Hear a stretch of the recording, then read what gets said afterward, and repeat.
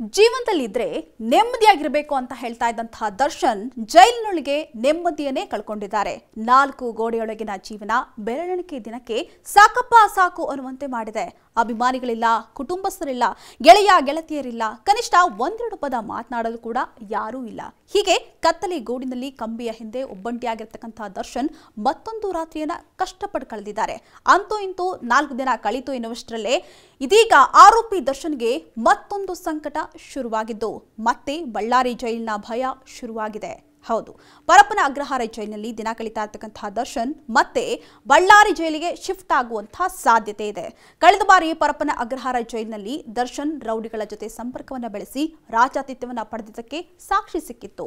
ಇನ್ನು special treatment ಕೊಡದಂತೆ supreme court ಕೂಡ ಖಡಕ್ ವಾರ್ನಿಂಗ್ ಅನ್ನ ನೀಡಿದ್ದು, ಈ ಬಾರಿಯೂ ಮತ್ತೆ ಅದೇ ರೀತಿ ಆಗಬಾರದು ಎನ್ನುವ ಕಾರಣಕ್ಕೆ ಅಧಿಕಾರಿಗಳು ಫುಲ್ ಅಲರ್ಟ್ ಆಗಿದ್ದಾರೆ. ಈ ಹಿಂದೆ ಆದಂತಹ ತಪ್ಪು ಮತ್ತೆ ಮರುಕಳಿಸದಂತೆ ನೋಡಿಕೊಳ್ಳಲು ಈಗಾಗಲೇ ಜೈಲಾಧಿಕಾರಿಗಳಿಗೆ ಸೂಚನೆ ಕೂಡ ಸಿಕ್ಕಿದೆ. ಇನ್ನೊಂದು ದರ್ಶನ್ನ ಮತ್ತೆ ಬಳ್ಳಾರಿಗೆ ಶಿಫ್ಟ್ ಮಾಡಲು ಕೋರ್ಟ್ಗೆ ಅರ್ಜಿ ಸಲ್ಲಿಸಲು ಈಗಾಗಲೇ ಮುಂದಾಗಿದ್ದಾರೆ. ಇನ್ನು ಒಂದು ವೇಳೆ ಇಂದು ಕೋರ್ಟ್ ಆಯಾ ಜೈಲಿಗೆ ಕಳಿಸಿ ಅಂತ ಹೇಳಿ ಆದೇಶವನ್ನ ಕೊಟ್ಟಿದ್ದೆ ಆದ್ರೆ ಪವಿತ್ರ ಗೌಡ ಪರಪ್ಪನ ಅಗ್ರಹಾರ ಜೈಲಿನಲ್ಲೇ ಇರ್ತಾರೆ. ಯಾಕಂದ್ರೆ ಮೊದಲು ಆಕೆ ಇಲ್ಲೇ ಇದ್ದಿದ್ದು. ಇನ್ನು ದರ್ಶನ್ ಬಳ್ಳಾರಿ ಜೈಲಿನಲ್ಲಿದ್ದು ಬೆನ್ನು ನೋವಿನಿಂದ ಬಳಲುತ್ತಿರೋದಾಗಿ ಕಾರಣ ಕೊಟ್ಟು ಹೊರ ಬಂದಿದ್ರು. ಇನ್ನು 6ನೇ ಆರೋಪಿಯಾಗಿರ್ತಕ್ಕಂತಹ ಜಗದೀಶ್ ಶಿವಮೊಗ್ಗ ಕಾರಾಗೃಹದಲ್ಲಿದ್ರು. ಈಗ ಮತ್ತೆ ಅಲ್ಲಿಗೆ ಶಿಫ್ಟ್ ಮಾಡಬಹುದು. ಜೊತೆಗೆ A7 ಆರೋಪಿಯಾಗಿರ್ತಕ್ಕಂಥ ಅನುಕುಮಾರ್ ಪರಪ್ಪನ ಅಗ್ರಹಾರ ಜೈಲಿನಲ್ಲೇ ಇರಲಿದ್ದಾರೆ.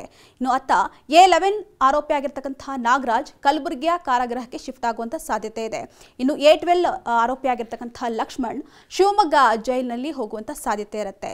ಇನ್ನು A14 ಆರೋಪಿಯಾಗಿರ್ತಕ್ಕಂತಹ ಪ್ರದೋಷ್ ಬೆಳಗಾವಿಯ ಕಾರಾಗೃಹದಲ್ಲಿ ಈ ಹಿಂದೆ ಇದ್ರು. ಹೀಗಾಗಿ ಮತ್ತೆ ಅದೇ ಜೈಲಿಗೆ ಕಳಿಸಿ ಅಂತ ಹೇಳಿ ಕೋರ್ಟ್ ಆದೇಶವನ್ನ ಕೊಟ್ರೆ ಆರೋಪಿಗಳಿಗೆ ಪ್ರವಾಸದ ಭಾಗ್ಯ ಒಲಿಯಲಿದೆ.